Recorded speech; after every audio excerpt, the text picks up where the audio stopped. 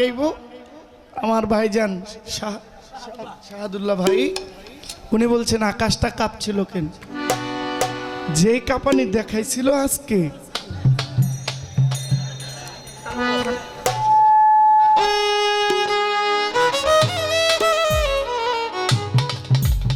মোমেন ভাই লাইটিংটা কন্ট্রোল করেন, এক জায়গায় স্থির করেন।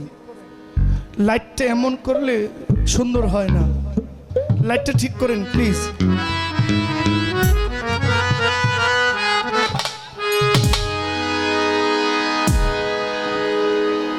ভোল্টেজ ভালো আছে, 200-র উপরে আছে।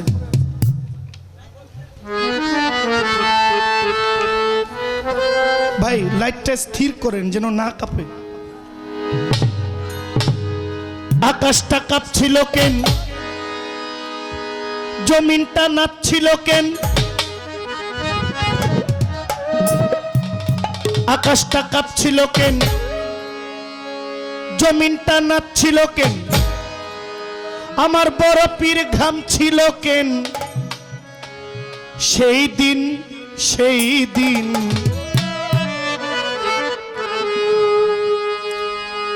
একটা গান গাইলেন, আকাশের তারাগুলি ঝিলিমিলি ঝিলিমিলি জ্বলছে, ডালে ডালে ফুলগুলি সৌরভে দুলছে, রাসূল এসেছে।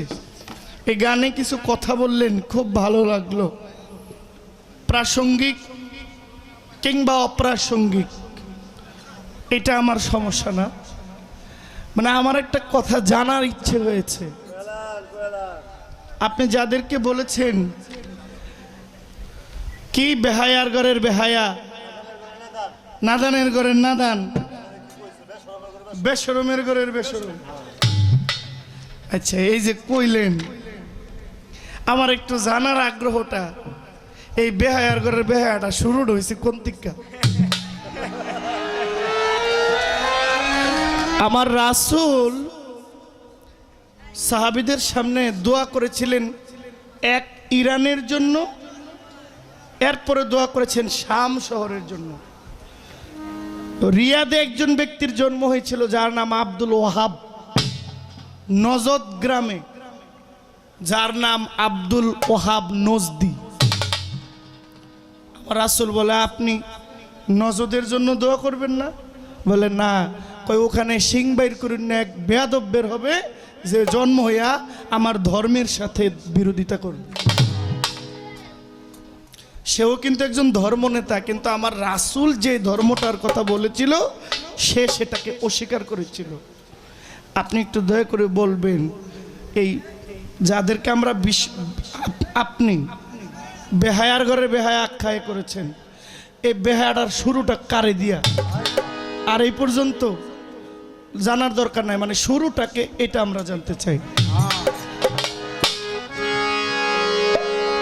আকাশটা কাঁপছিল কেন, জমিনটা নাচছিল কেন, আকাশটা কাঁপছিল কেন, জমিনটা নাচছিল কেন, বিরতির ঘামছিল কেন, সেই দিন গান গাইছিলেন খাজা, গান গাইছিলেন খাজা।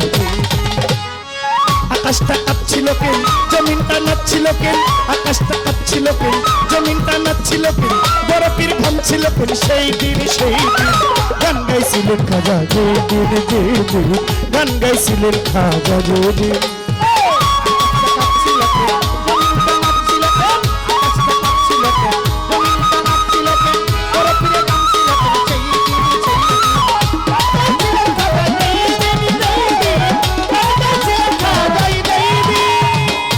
নবীজির শান পীর আউলিয়ার গান, যে বলে হারাম সে তো জ্ঞানহীন।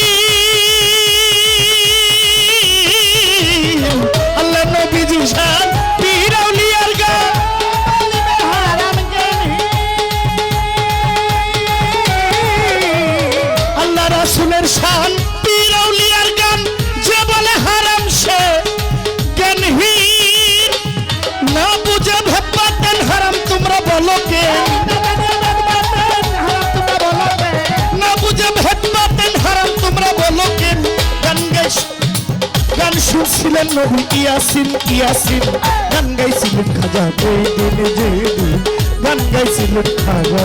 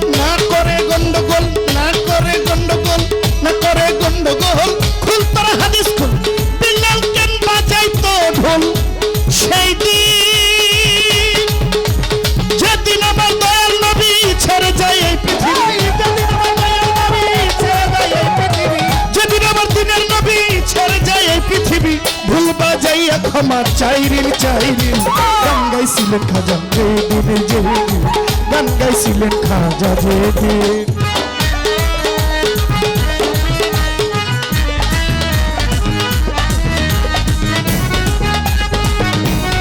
শুক্রিয়া শুক্রিয়া।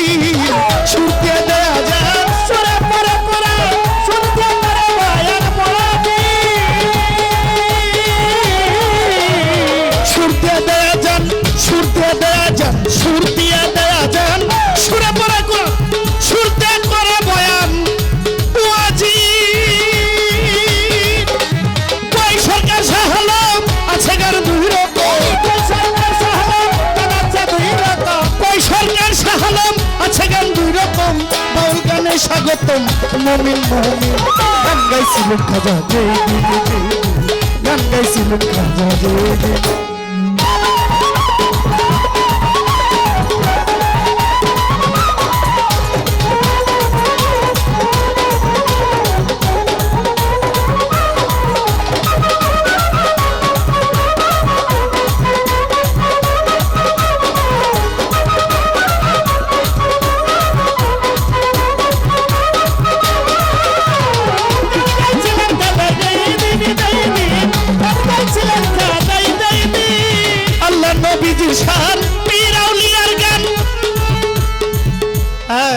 এই গানটার একটা অন্তরায় ছোট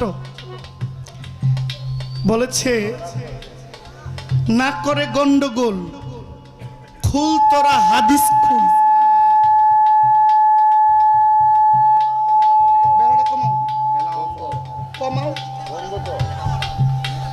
শেষটা বন্ধ করে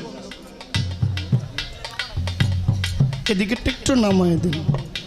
এখানে না করে গন্ডগোল খুল তোরা হাদিস খুল। হজরত বেলাল কেন বাজায় ঢোল। ওই দিন হজরত বেলাল এমন একজন ব্যক্তির নাম যার চেহারা ছিল এত কালো, কুচকুচে কালো, চোখ ছাড়া কিচ্ছু দেখা গেছে না। আচ্ছা দেখেন, বেলাল কিন্তু আফ্রিকান ছিল। কি বেলাল আফ্রিকানদের মতো একেবারে এমন আফ্রিকান। বেলালের কোনো জাত ছিল না, কিন্তু বেলাল এমন একজন যেই বেলাল আজান না দিলে সূর্য উঠতো না, যেই বেলাল আজান না দিলে আমার নবীজি মিনারে যাইতো না, নববীতে যাইতো না।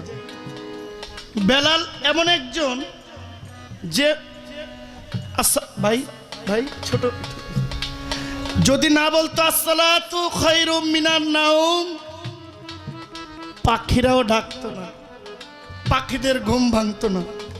সব বেলাল আজান না দিলে আমার নবীও আসতো না।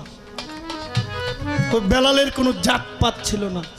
এইদিকে আবু জাহেল কুরাইশ বংশ, গোত্র দুইটা, একটা বনু হাশেমের গোত্র আর একটা হলো উমাইয়া গোত্র। বংশটা কুরাইশ। কুরাইশ বংশ আসছে হযরত ইব্রাহিম আলাইহিস সালাম থেকে। হযরত ইব্রাহিম নবী, তার ছেলে নবী, ওনার বংশ নবী।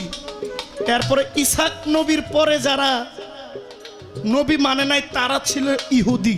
বর্তমান পৃথিবীর যারা ইহুদি, ইসরায়েল। বিরক্ত হচ্ছেন? পালা নাই তো একটু বলি। এই ইহুদির জন্য আমার আল্লাহ একেবারে শুরু থেকে অভিশাপ দিয়ে দিছে যে ইহুদির নির্দিষ্ট কোনো দেশ নাই। ইহুদিরা হইল অস্থায়ী। যেই দেশে যাইব ওই দেশে তারা দখলদারি করতে চাইব, এক সময় তারা ধ্বংস হয়ে যাবে। কিন্তু মূলত ইহুদিগুলো আসছে কিন্তু নবীর বংশ থেকে, বনু ইসরাইল থেকে। ওই যে কোরআনের একটা সূরা আছে, সূরা বনি ইসরাইল। এদিকে আবু জাহেল কুরাইশ বংশের হইয়াও জাতে উঠতে পারে নাই। আমি জহির ছোট রোলেক্সের ঘড়ি পরে যদি আমি বাবুগিরি দেখাই, তো রোলেক্সের ঘড়ি কি আমারা জাতে উঠাই দিব? মানুষ তো ঘড়ি দেখবো, আমারা দেখবো। আমি আর কিছু মানুষ ঘড়ি পরার জন্য তারা টাকা দেয়, তুমি আমার কোম্পানির ঘড়ি পরো, তার ব্র্যান্ড লাগে না, আমি ব্র্যান্ড দেখাই। আমার দাম নাই, এই জন্য আমি ব্র্যান্ড দেখাই। ব্র্যান্ড পয়লা দামি হইতে চাই, আর যে দামি তার ব্র্যান্ডের প্রয়োজন নাই। কি এই জন্য বলছে, ওই যে উনি বললেন, কেন কথাটা বললাম, মাঝে মাঝে ভালো জাতের ভিতরে দু একটা অজাত হইয়া যায়।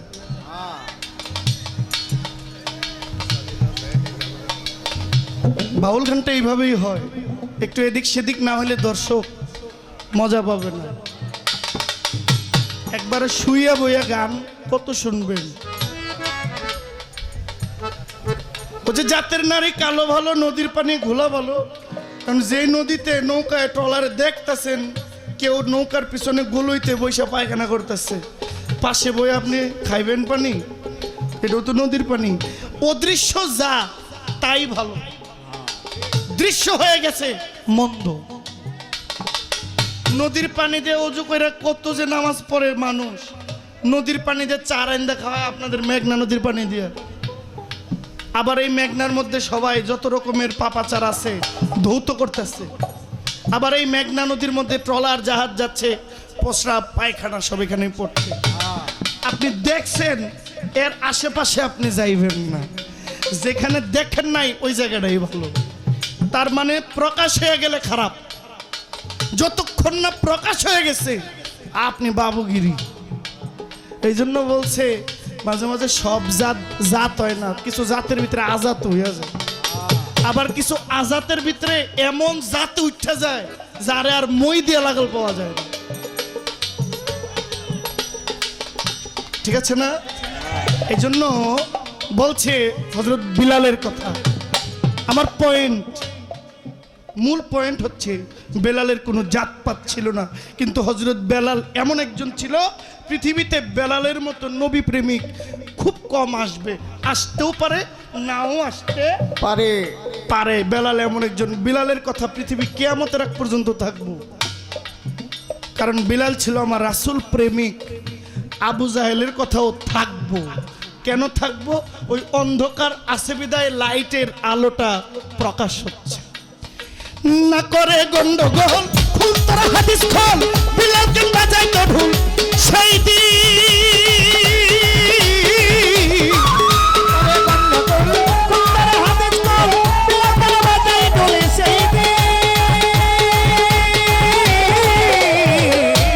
গন্ডগোল খুল তারা হাদিস খোল, বিলাল কেন বাজাই তো ঢোল সেই দিন, যেদিন আমার দয়াল নবী ছেড়ে যায় এই পৃথিবী। যেদিন আমার দয়াল নবী ছেড়ে যায় এই পৃথিবী, ভুল বাজাইয়া ক্ষমা চাইরিন চাইরিন। গান গাইছিলেন খাজা গান গাইছিলেন খাজা। আকাশটা কাঁপছিল কেন, জমিনটা নাচছিল কেন, আকাশটা কাঁপছিল কেন, আকাশটা কাঁপছিল কেন, জমিনটা নাচছিল কেন, বরফের ঘামছিল কেন সেই দিন গান গাইছিলেন খাজা। গান গাইছিলেন খাজা, গান গাইছিলেন খাজা, গান গাইছিলেন খাজা যেই দিন